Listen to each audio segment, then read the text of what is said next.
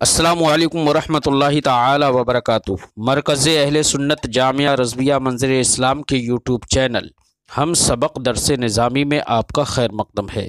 پیارے بچوں، جنہوں نے اب تک ہمارے چینل کو سبسکرائب نہیں کیا ہے وہ ضرور سبسکرائب کر لیں اور بیل آئیکن یعنی گھنٹی بھی بجا دیں تاکہ ہر ویڈیو کی نوٹیفیکیشن اطلاع اپلوڈ کرتے ہی آپ تک پہنچ جائے، اور اپنے ساتھیوں سے بھی شیئر کریں، شیئر کرنا نہ بھولیں تاکہ ان کو بھی فائدہ حاصل کرنے کا موقع ملے، اور بات پسند آئے تو لائک بھی کیا کریں اور اپنے قلبی تأثر کو ضرور کمنٹ کر کے بتائیں۔ بسم اللہ الرحمن الرحیم۔ باب ما جاء انہ یأخذ لراسہ ماء جدیدا۔ یہ باب ہے اس بیان میں کہ وضو کرنے والا سر کا مسح کرنے کے لیے نیا پانی لے گا۔ اس باب میں امام ترمذی علیہ رحمت و رضوان اس مسئلے کو بیان فرماتے ہیں کہ اگر آدمی وضو کر رہا ہے تو وضو کرنے میں سر کا جو مسح کرے گا تو سر کے مسح کے لیے کیا نیا پانی لے یا ہاتھوں پر لگا ہوا جو پانی ہے، جو تری ہے، منہ دھویا تھا،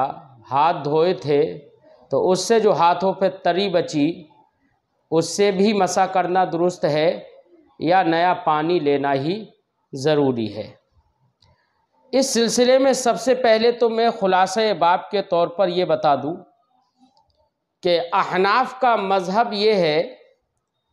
کہ سر کا مسح کرنے کے لیے ہاتھوں میں تری کا ہونا ضروری ہے۔ اگر ہاتھوں میں تری ہے تو سر کا مسح اسی بچی ہوئی تری سے بھی کرنا درست ہے، کوئی حرج نہیں ہے، اور اگر ہاتھوں میں تری نہیں ہے تو پانی لے کر ہاتھوں میں تری کرے اور پھر سر کا مسح کرے۔ یہ احناف کا مذہب ہے، جبکہ یہاں پر شوافع کا مذہب یہ ہے کہ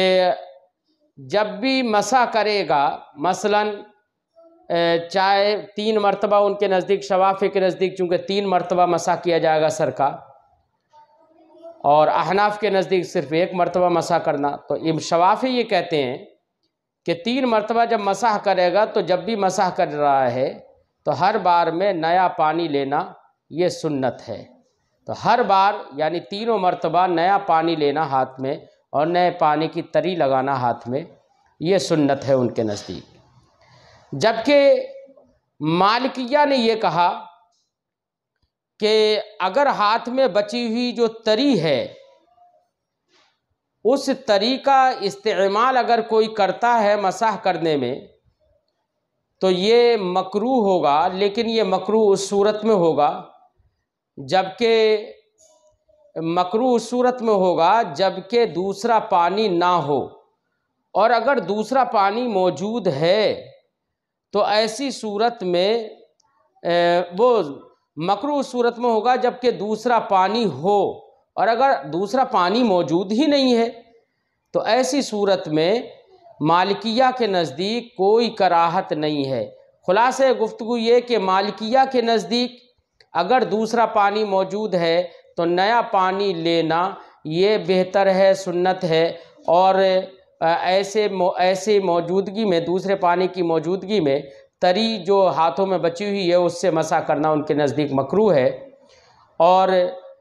اگر دوسرا پانی موجود ہی نہیں ہے تو کراہت بھی نہیں ہوگی۔ جبکہ یہاں پر حنابلہ کا قول یہ ہے کہ بچی ہوئی تری سے، اگر ہاتھوں پہ بچی ہوئی اور لگی ہوئی تری ہے اس تری سے مسح نہیں کیا جائے گا بلکہ نیا پانی ہی لیا جائے گا۔ تو یہ چند مذاہب تھے جو اس باب میں ہم نے ذکر کر دیے۔ امام ترمذی علیہ رحمت و رضوان فرماتے ہیں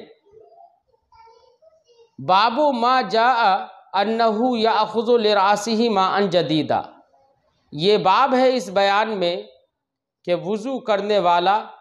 نیا پانی اپنے سر کے مسح کرنے کے لیے لے۔ تو ہم احناف اس بات کو منع ہی نہیں کرتے کہ نیا پانی اگر کسی نے لے لیا تو احناف کے نزدیک یہ غلط نہیں ہوگا، لیکن رہا نفس کفایت کا معاملہ تو کافی ہو جائے گا یہی کہ اگر ہاتھوں پر تری لگی ہوئی ہے تو وہی تری سے مسح اگر کر لیا تو وہی احناف کے نزدیک کافی ہو جائے گا۔ حدثنا علی بن خشرم حدثنا عبداللہ ابن وہب حدثنا عمرو بن الحارث عن حبان بن واسع عن ابیہ۔ امام ترمذی فرماتے ہیں ہم سے حدیث بیان کی علی ابن خشرم نے،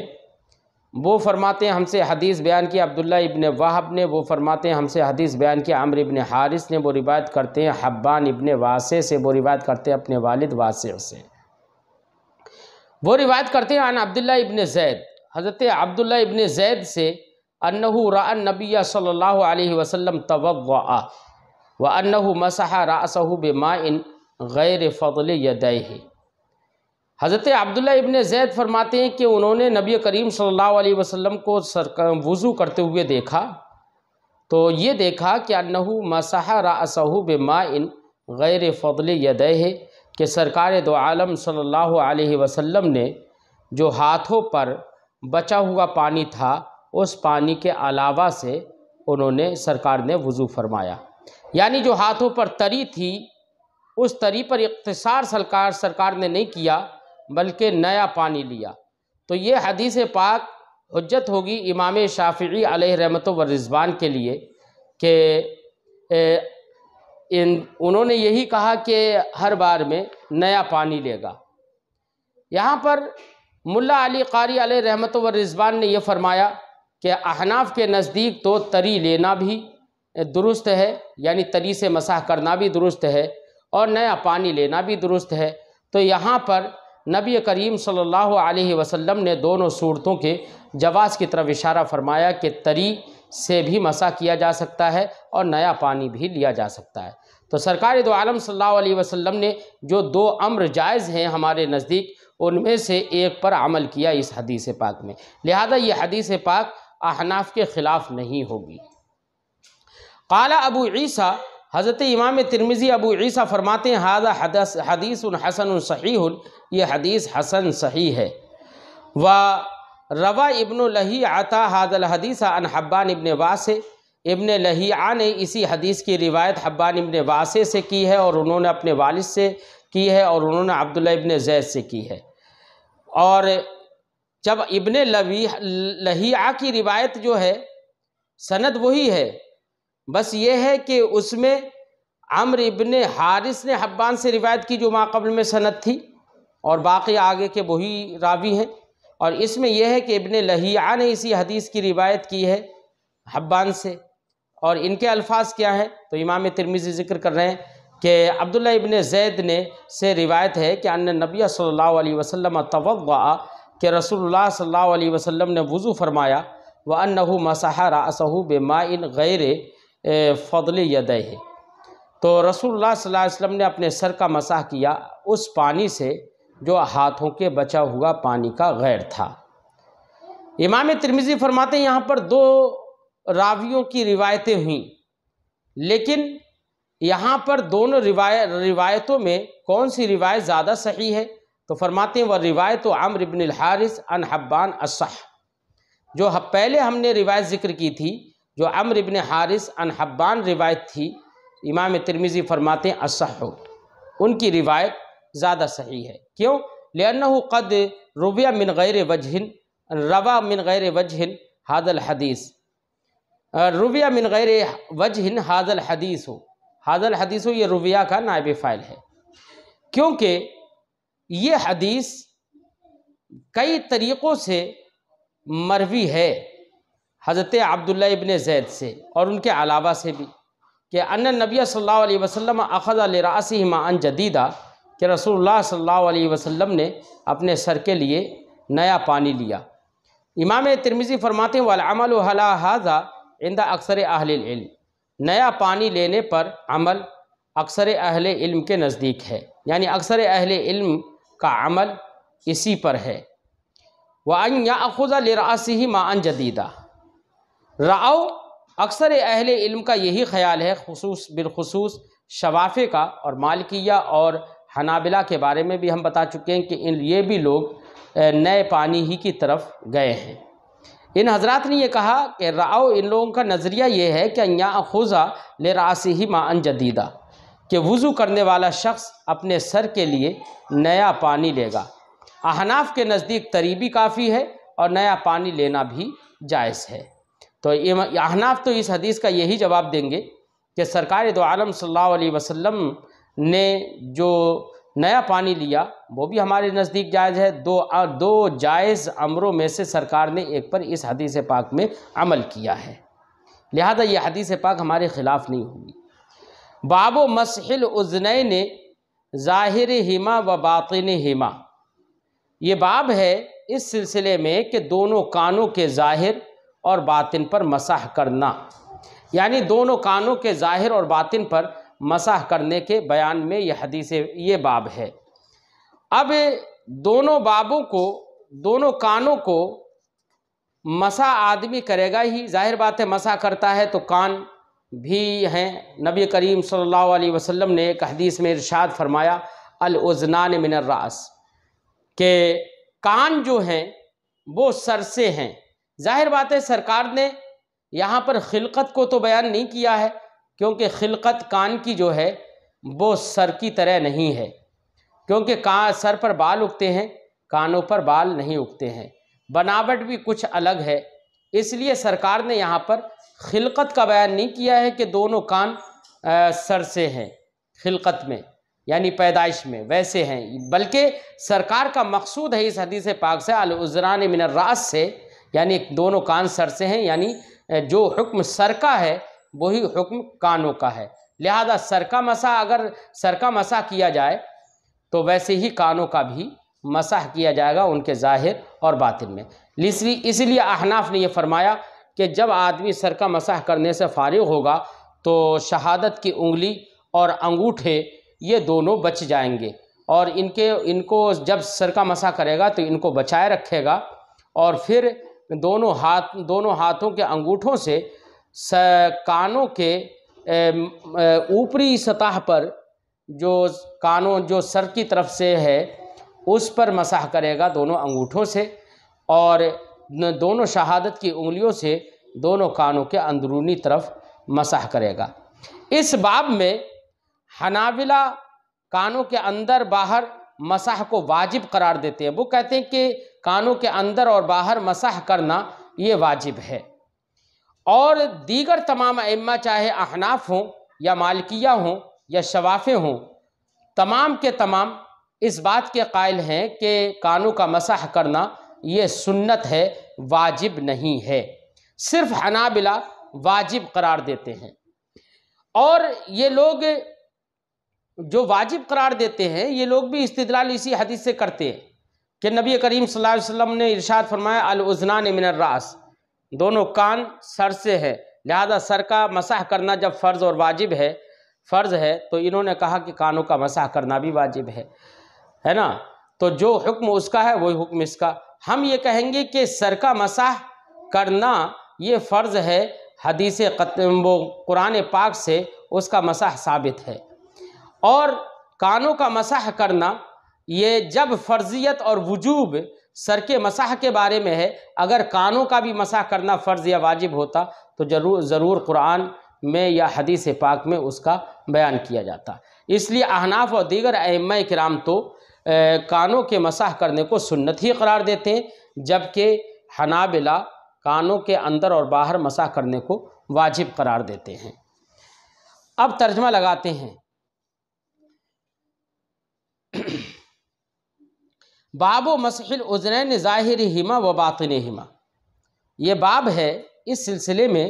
کہ دونوں کانوں کا مسح ان کے ظاہر اور باطن میں کیا جائے۔ حدثنا حناد، ہم سے حدیث بیان کیا حناد نے، حدثنا ابن ادریس،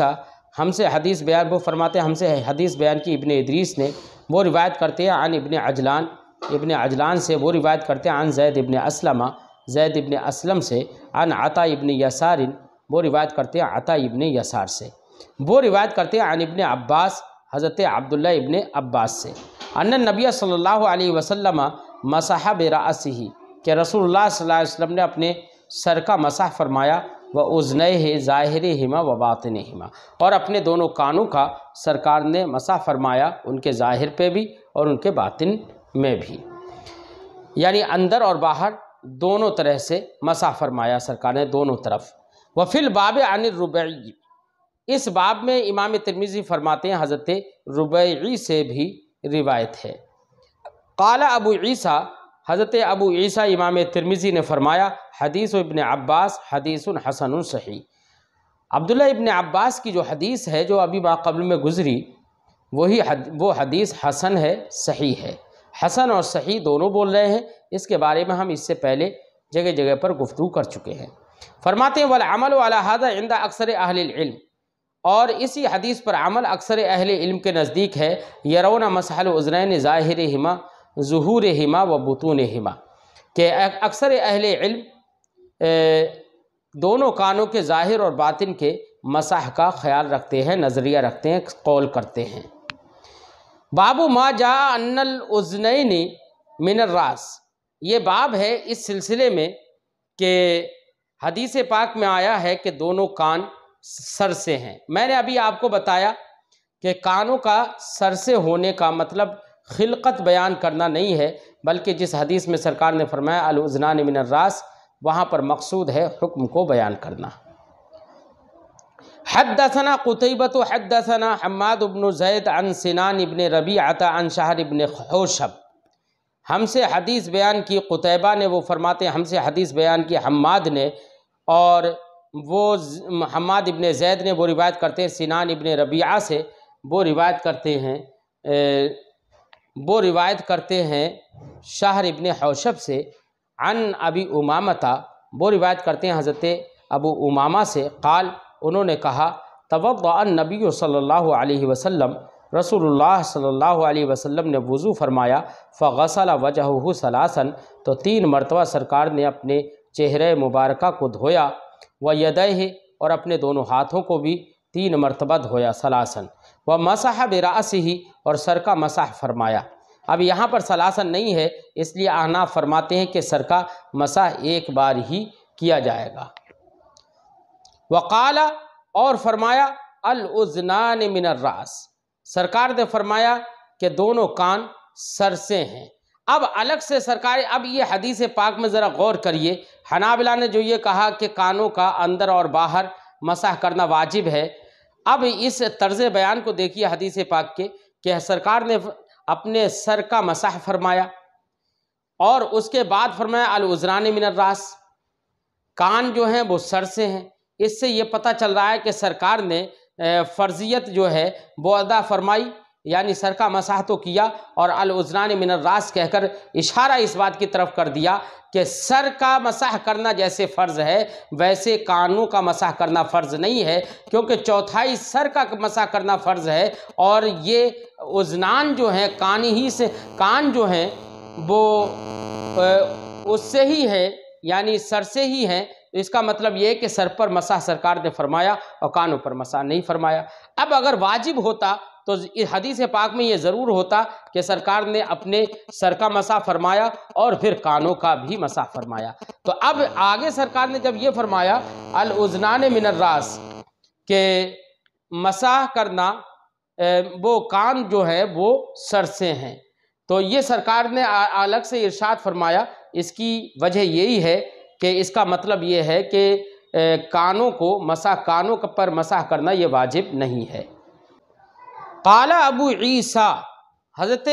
امام ترمذی فرماتے ہیں قال قتیبۃ قال حماد لا ادری ھذا من قول النبی صلی اللہ علیہ وسلم کہ امام ترمذی فرماتے ہیں کہ امام قتیبہ نے فرمایا کہ انہوں نے کہا کہ حماد نے کہا، کیا کہا حماد نے؟ لا ادری ھذا من قول النبی صلی اللہ علیہ وسلم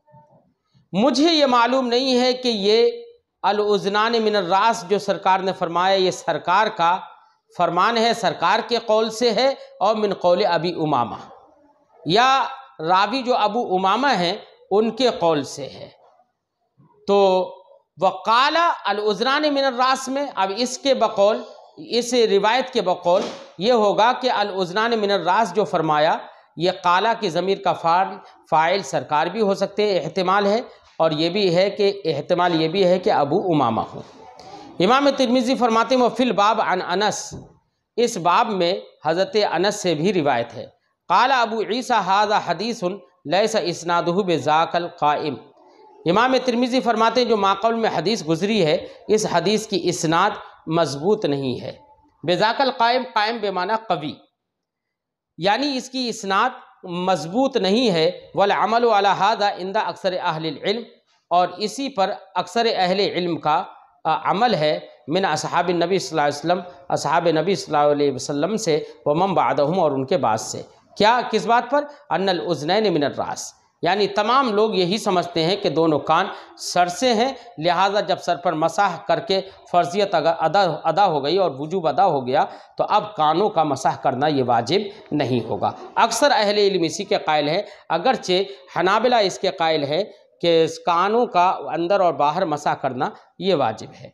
وَبِهِ يَقُولُ سفیان الثوری، اسی کا قول سفیان ثوری نے کیا ہے، عبداللہ ابن مبارک نے کیا ہے، امام احمد نے بھی کہا ہے، اور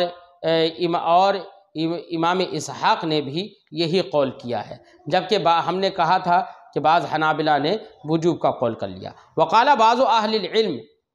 اور بعض اہل علم نے کہا ما اقبل من الاذنین فمن الوجہ وما ادبر فمن الراس، یعنی اکثر اہل علم نے یہ کہا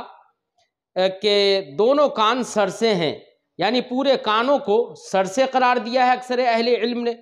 لیکن بعض اہل علم نے یہ بھی کہا ہے کہ کانوں کا جو اگلا حصہ ہے، کانوں کا جو اگلا حصہ ہے، جس کا جو حصہ مطلب سر منہ کی طرف میں ملا ہوا ہوتا ہے، کانوں کا وہ حصہ چہرے سے ہے، وما ادبرا، اور جو کانوں کا پچھلا حصہ ہے فمن الراس، تو وہ سر سے ہے۔ جب ان میں جن لوگوں نے یہ کہا کہ کانوں کا اگلا حصہ چہرے سے ہے اور پچھلا حصہ سر سے ہے، ان کے نزدیک کانوں کے اگلے حصے کو جب چہرے سے انہوں نے مان لیا تو ان کے نزدیک کانوں کے اگلے حصے کو چہرے کے ساتھ دھویا جائے گا اور کانوں کے پچھلے حصے کو سر کے ساتھ مسح کیا جائے گا ان کے نزدیک۔ لیکن یہ بعض اہل علم کا قول ہے، جیسے کہ امام شعبی کا بھی یہی قول ہے۔ قال اسحاق، امام ترمذی فرماتے ہیں کہ اسحاق نے کہا وَاخْتَارَ أَن يَمْسَحَ مُقَدَّمَهُمَا مَعَ وَجْهِهِ وَمُؤَخَّرَهُمَا مَعَ رَأْسِهِ، کہ قال اسحاق نے کہا کہ انہیں وختارہ، اور انہیں پسند یہ ہے ان یمسح، کہ وضو کرنے والا مسح کرے مقدمہما مع وجہہ، کانوں کے اگلے حصے پر مسح کرے اپنے چہرے کے ساتھ، ومؤخرہما مع راسہ، اور اپنے کانوں کے پچھلے حصے پر مسح کرے مع راسہ، اپنے سر کے ساتھ۔ یہ ان کا اپنا قول ہے امام اسحاق کا۔ بہرحال کانوں کا مسح کرنا تمام ائمہ کے نزدیک سنت ہے، لیکن بعض حنابلہ نے اس کو واجب قرار دیا ہے۔ باب فی تخلیل الاصابع، یہ باب ہے انگلیوں کے خلال کے بیان میں۔ تخلیل، خلل یخلل، تخلیل اس کا معنی ہوتا ہے خلال کرنا، یعنی انگلیوں سے خلال کرنا۔ اب انگلیوں سے خلال کرنا، کس چیز کا خلال کیا جائے گا؟ بلکہ یہ کہو انگلیوں کا خلال کرنا، انگلیوں سے نہیں، انگلیوں کا خلال کرنا۔ اب انگلیوں کا خلال ہاتھوں کی انگلیاں بھی ہیں اور پیروں کی انگلیاں بھی ہیں۔ ائمہ کرام نے، جمیع ائمہ کرام نے انگلیوں کے خلال کرنے کو سنت ہی قرار دیا ہے، یعنی سنت اس صورت میں ہے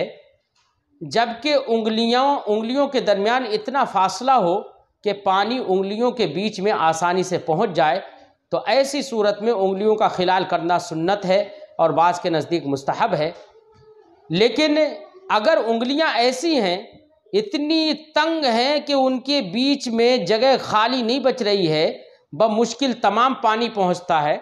تو ایسی انگلیوں کا خلال کرنا واجب ہوگا، بلکہ ان میں پانی ڈالا جائے اور پانی ڈالنے کے بعد اندیشہ ہو کہ ہو سکتا ہے کوئی جگہ خشک رہ گئی ہو، تو اب انگلیوں سے خلال کرنا، ایسی انگلیوں میں، پیروں کی بالخصوص انگلیاں جو ہیں ایسی انگلیوں میں خلال کرنا یہ واجب ہوگا۔ لیکن وجوب اسی صورت میں ہے جبکہ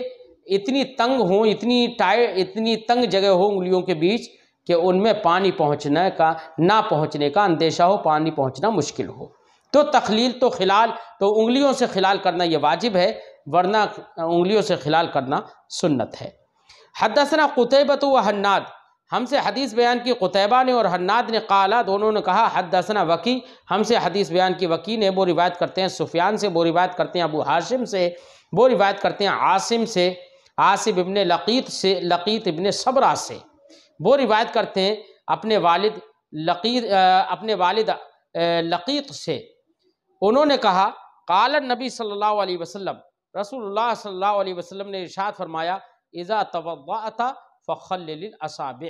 جب تم وضو کرو تو انگلیوں کا خلال کرو۔ خلل یہ فعل امر ہے باب تفعیل سے، الاصابع یہ اصبع کی جمع ہے، اصبعن کا معنی ہوتا ہے انگلی۔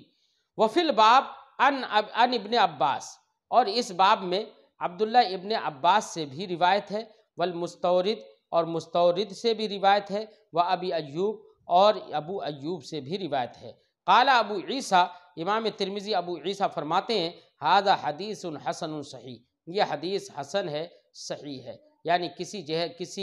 طریق سے حسن ہے تو کسی طریق سے یہ صحیح ہے۔ والعمل على هذا عند اکثر اہل العلم، اس پر عمل اکثر اہل علم کے نزدیک ہے، انہ یخلل اصابع رجلیہ، کہ وضو کرنے والا اپنے دونوں پیروں کی انگلیوں کا خلال کرے گا، فی الوضو، وضو میں۔ وبہ یقول احمد، اسی کا قول امام احمد نے کیا، امام اسحاق نے کیا۔ وقال اسحاق، اور امام اسحاق نے یہ کہا، یخلل اصابع یدیہ ورجلیہ، کہ وہ وضو کرنے والا اپنے پیروں اور ہاتھوں دونوں کی انگلیوں کا خلال کرے گا۔ تو پیروں کی انگلیوں کا خلال کرنا کس طریقے سے ہوگا کہ سب سے پہلے بائیں ہاتھ کی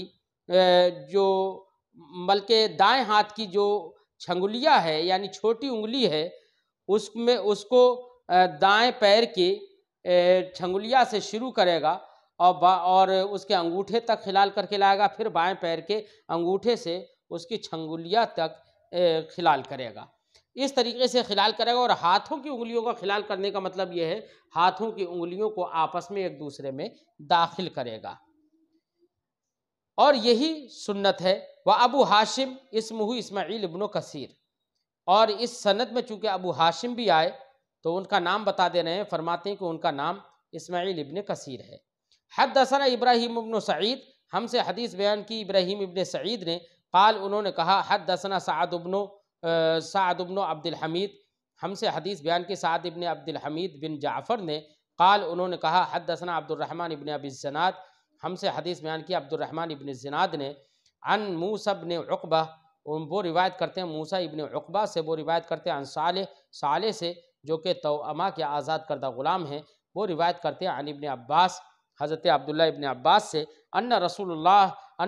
اللہ صلی اللہ علیہ وسلم قال، کہ رسول اللہ صلی اللہ علیہ وسلم نے ارشاد فرمایا، اذا توضأت، جب تم وضو کرو، فخلل اصابع یدیک ورجلیک، تو اپنے ہاتھوں اور اپنے پیروں کی انگلیوں کا خلال کرو۔ قال ابو عیسیٰ ھذا حدیث حسن غریب، یہ حدیث حسن ہے اور غریب ہے، یعنی کسی طریق سے حسن ہے تو کسی طریق سے غریب ہے۔ حدثنا قتیبۃ، ہم سے حدیث بیان کی قتیبہ نے، قال انہوں نے کہا، حدثنا ابن لہیعہ، ہم سے حدیث بیان کی ابن لہیعہ نے، وہ روایت کرتے ہیں یزید ابن عمرو سے، وہ روایت کرتے ہیں عن ابی عبد الرحمن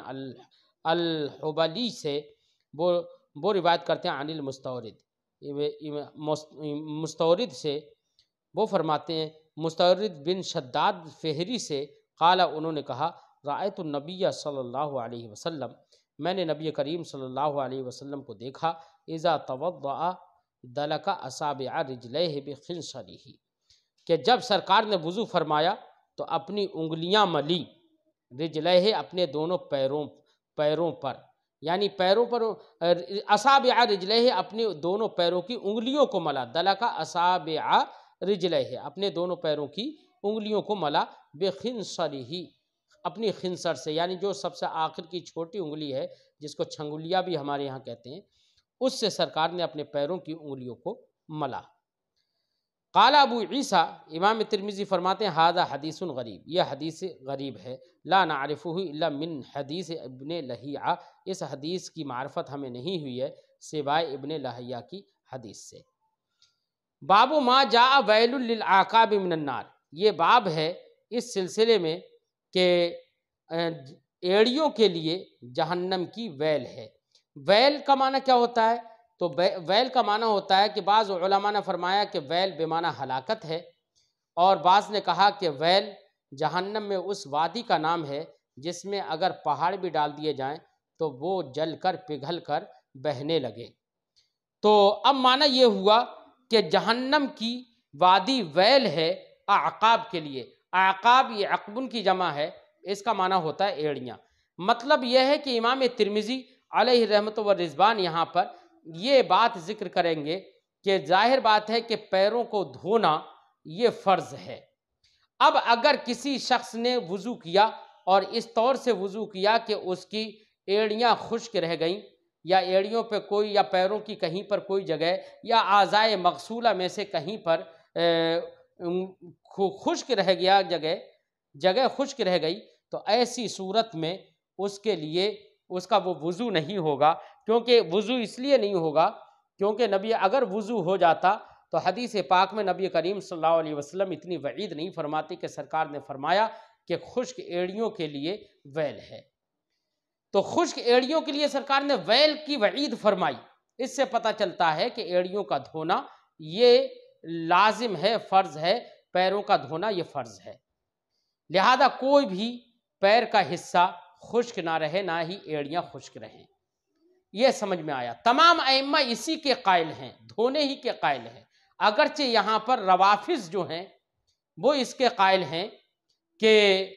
پیروں کو دھویا نہیں جائے گا بلکہ پیروں پر مسح کرنا یہ ضروری ہے۔ تو صرف روافظ اختلاف اس میں کرتے ہیں، اور روافظ کے اختلاف سے تمام ائمہ کے اجماع اور اتفاق پر کوئی فرق نہیں پڑتا۔ لیکن سوال یہ ہے کہ روافظ استدلال کس سے کرتے ہیں کہ وہ کہتے ہیں کہ پیروں کو دھویا نہیں جائے گا بلکہ ان کا مسح کیا جائے گا؟ اس کی دلیل کیا ہے؟ تو ان کی دلیل در حقیقت وہی آیت کریمہ ہے جس سے ہم استدلال کرتے ہیں۔ اللہ رب العزت نے ارشاد فرمایا کہ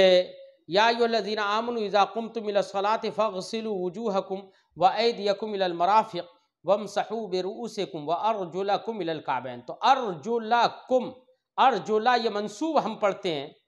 کیونکہ مشہور روایت ارجلکم ہی ہے، مشہور قرات جو ہے وہ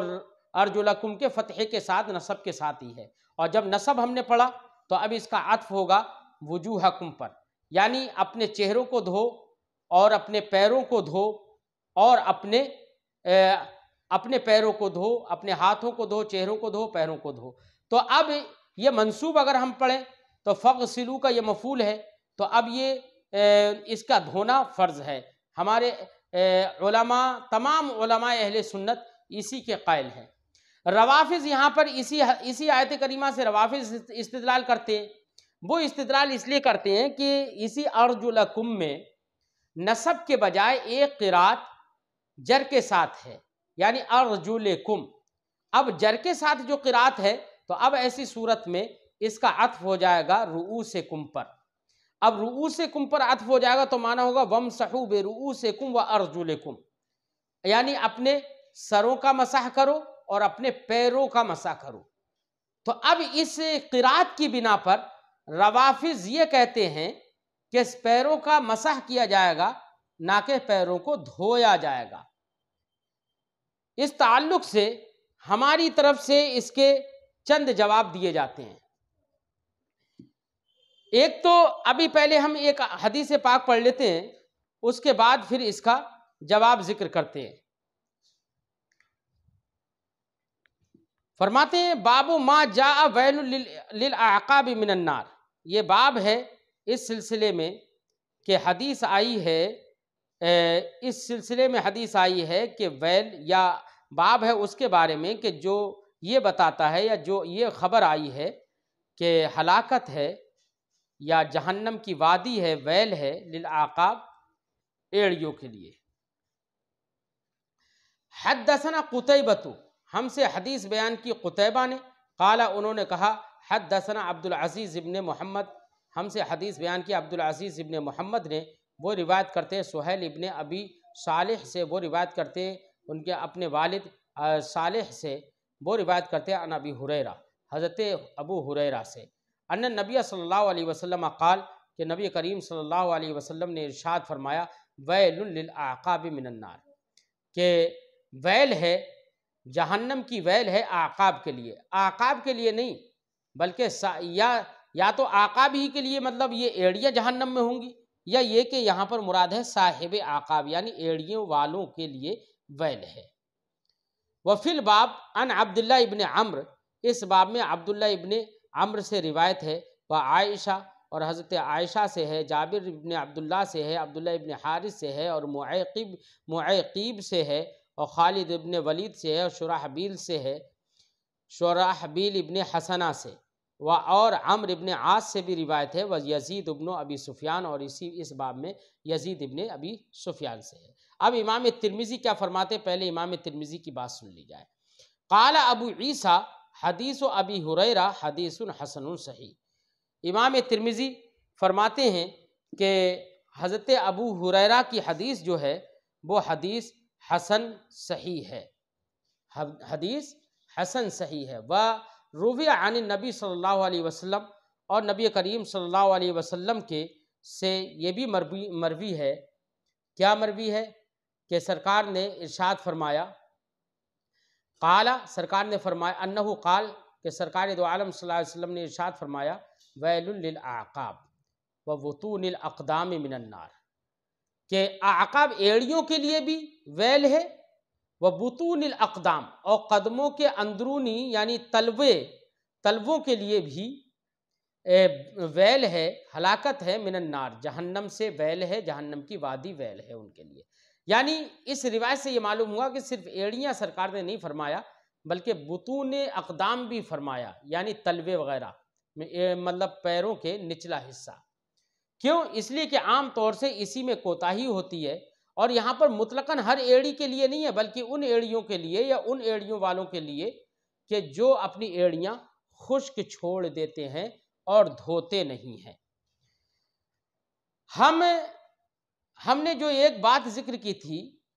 پھر تھوڑا سا اور پڑھ لیتے ہیں، اسی میں تھوڑا سا بچ رہا ہے۔ وَفِقْهُ هَذَا الْحَدِيث، امام ترمذی فرماتے ہیں اس حدیث کی فقہ اور مسئلہ یہ سمجھ میں آیا اس حدیث سے، انہو لا یجوز المسح علی القدمین، کہ قدمین پر مسح کرنا جائز نہیں ہے۔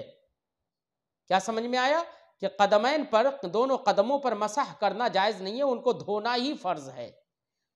اذا لم یکن علیہما خفان،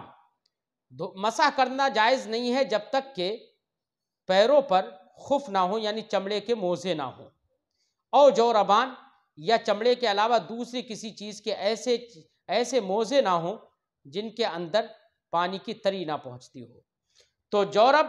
مطلقاً دبیز کا، یعنی چمڑے کے علاوہ دوسری چیزوں کے کپڑے وغیرہ کے موزے ہوتے ہیں جو کہ اتنے دبیز ہوں، اتنے دبیز اور موٹے ہوں کہ ان کے اندر پانی کا اثر نہ پہنچے۔ تو اگر ایسے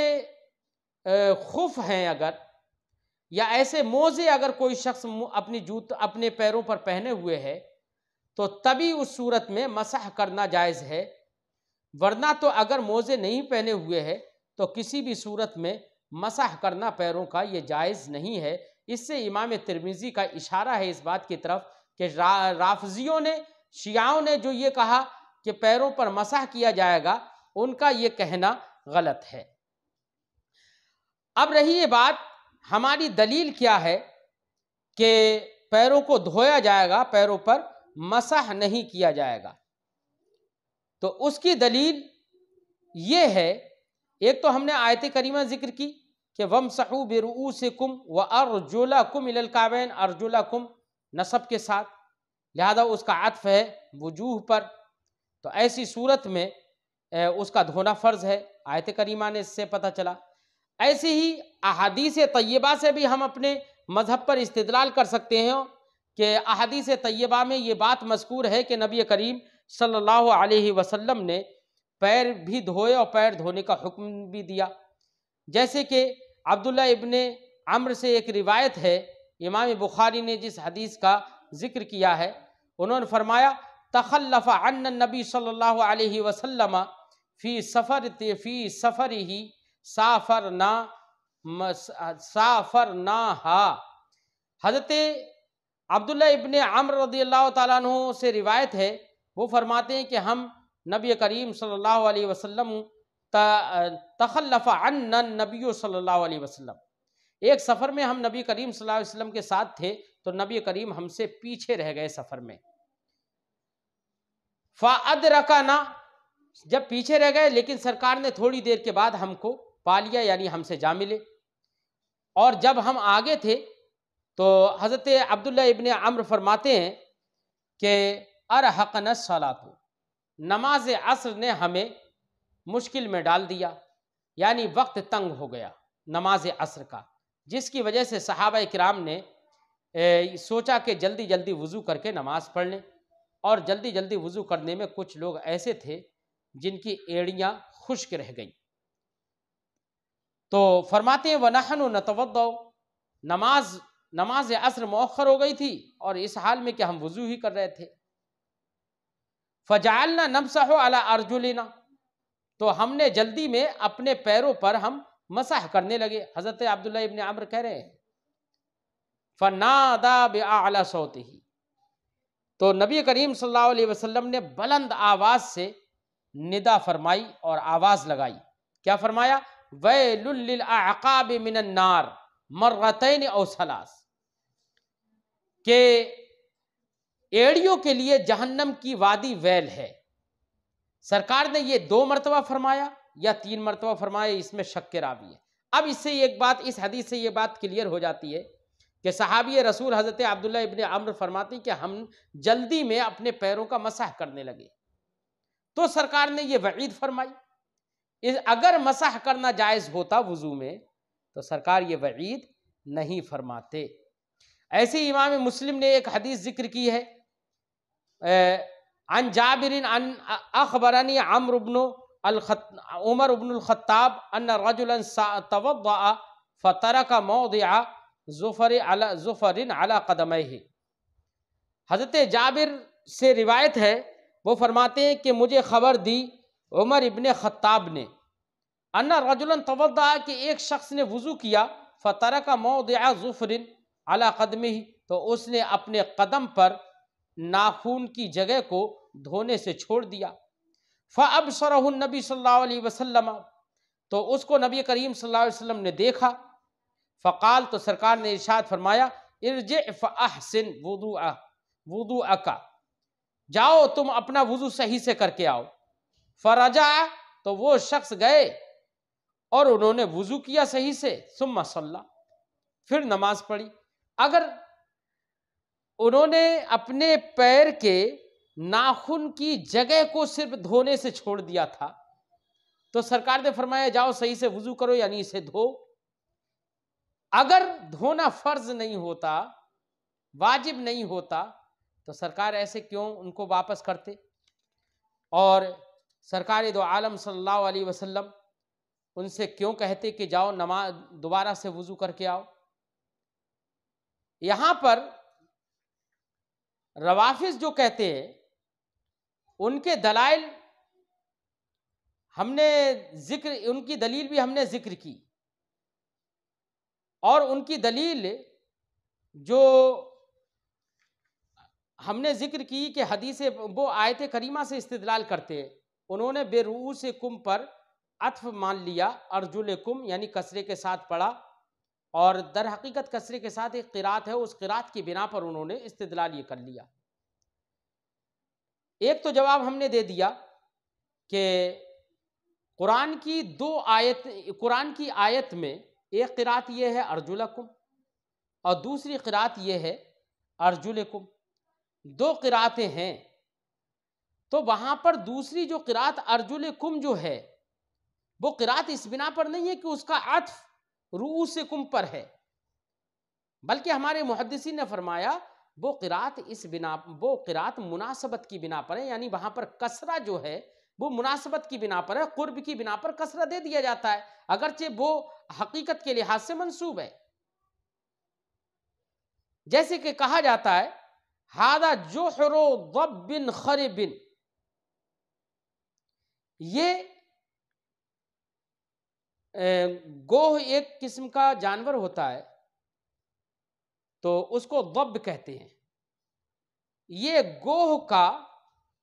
برباد اور ویران سوراخ ہے، یہ کہا جاتا ہے۔ تو خربن بولا جاتا ہے کسرے کے ساتھ، مجرور پڑھا جاتا ہے، کیوں؟ اس لیے کہ ضبن کے ساتھ میں ہے اور ضبن مجرور ہے، لیکن حقیقت کے لحاظ سے یہ خربن جو ہے یہ جحرن کی صفت ہے،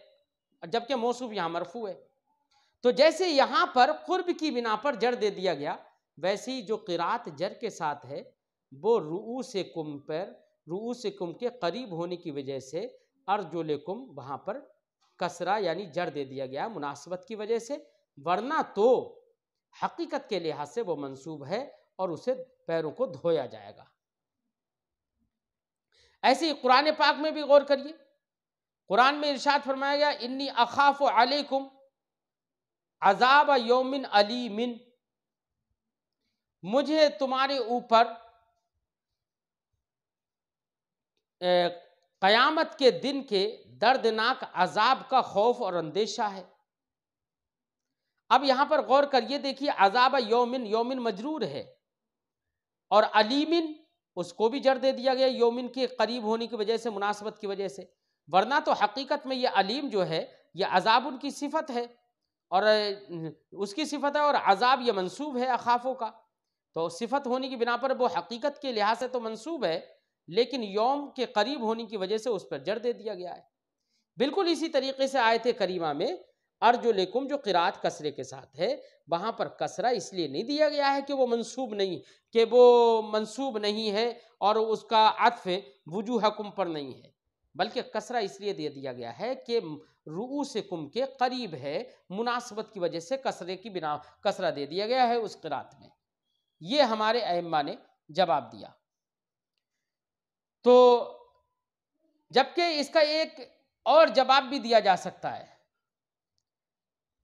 ایک جواب یہ بھی دیا جا سکتا ہے کہ دو قراتیں ہیں، مثلا ایک قرات ہے نصب کے ساتھ ارجلکم اور ایک قرات ہے کسرے کے ساتھ ارجلکم، دو قراتیں ہیں، تو قراتیں باہم متعارض ہو گئی، تو اب ہمیں ترجیح کی ضرورت ہوگی کہ کون سی قرات کو ترجیح دی جائے۔ تو ترجیح احادیث کی بنا پر آپ غور کریں، تو ابھی ہم نے احادیث آپ کے سامنے پیش کی تھی، امام ترمذی کی احادیث ذکر کی ہوئی جو حدیث ہے اس کو ہم نے اسی لیے آپ کو پہلے پڑھوا دیا کہ ان احادیث میں آپ نے دیکھا کہ نبی کریم صلی اللہ علیہ وسلم نے ویل للعقاب کہا، اگر خشک رہ گئیں یا دھلی نہیں ایڑیاں یا مسح کر لیا تو سرکار نے ویل للعقاب کہہ دیا، فرمایا وعید فرما دی۔ تو یہ وعید فرمانے سے ترجیح ہوتی ہے اس بات کو کہ ارجلکم اس کو نصب پڑھا جائے،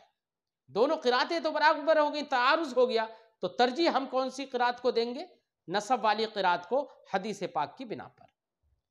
اس طریقے سے ہم ترجیح دے دیں گے، اور احناف نے یہی فرمایا،